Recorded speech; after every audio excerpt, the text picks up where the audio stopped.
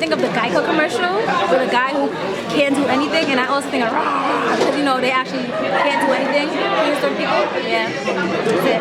When I hear the word caveman, I think of this guy right here. Swing. Paintings inside the cave. I also think of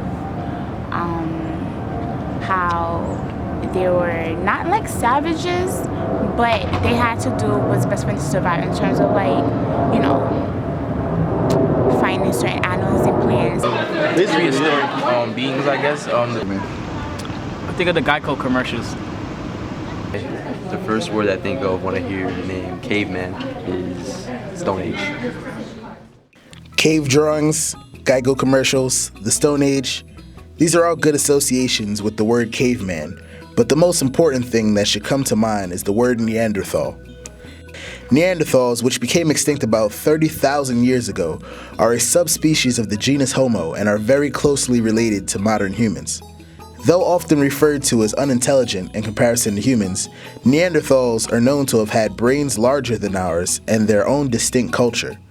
The crafty and resourceful beings buried their dead, tended to the sick and elderly, built spears for hunting, and even made tools like needles to sew together pieces of animals' flesh for clothing so it didn't go to waste. Neanderthals had a very powerful build to brace the cold, but stood no more than 5 feet 4 inches. Here are some more specifications on their body type from anthropology professionals.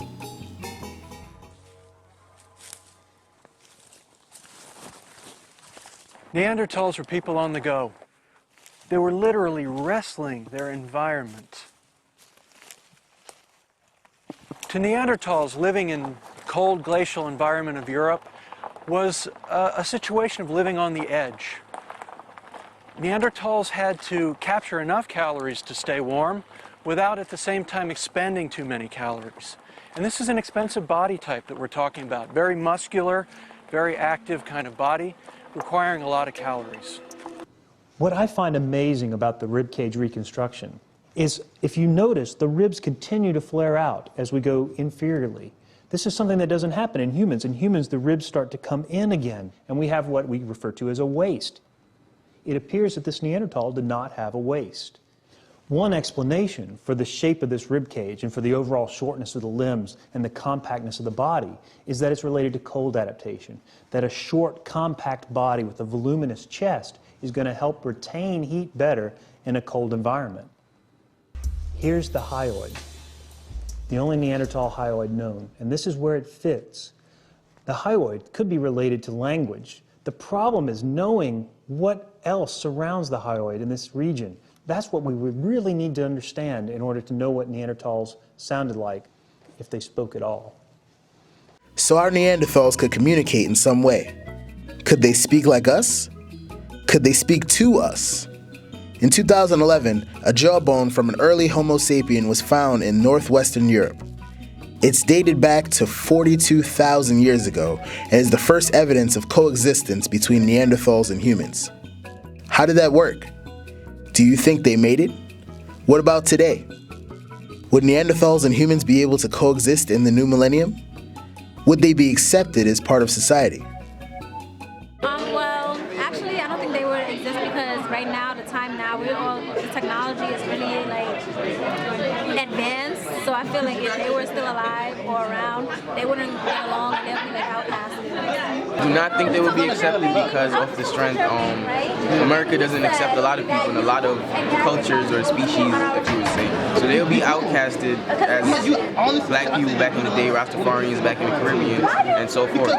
Well, I don't think they would have the same rights as us, because if we all Homo sapiens with different type of melanin in our body, black, white, yellow, whatever, and there's still racism in regards of us, then there's definitely going to be segregation and a lot of differences between us and the Neanderthals. I don't think that they would be able to, I guess, be part of our society because they're not as evolved as we are today. That's about it. If the Neanderthals were still existing today, I think they wouldn't have equal rights as us. I think they would have to fight for their rights just as other groups of Homo sapiens, but they would probably be put down more than any other group of human beings. It's sad to think about it, but that's what I think would happen. That would be looked down upon. Sucks, but that's what I think would happen. So humans generally feel that they wouldn't be accepted. Surprisingly, for the last few decades, cavemen, or Neanderthals, have been featured in a number of pop culture outlets, such as BC, the famous comic strip, or other media, some depicting them living normal lives, some depicting them living as inferior beings. Last but not least, let's see what the cavemen themselves have to say about all this. The city is swarming with chicks. Now you just gotta get out there and meet some of them. That's true, but keep in mind, this isn't like home where everybody's like us. So remember the rule. Stick to your kind, crave the cave. Yeah.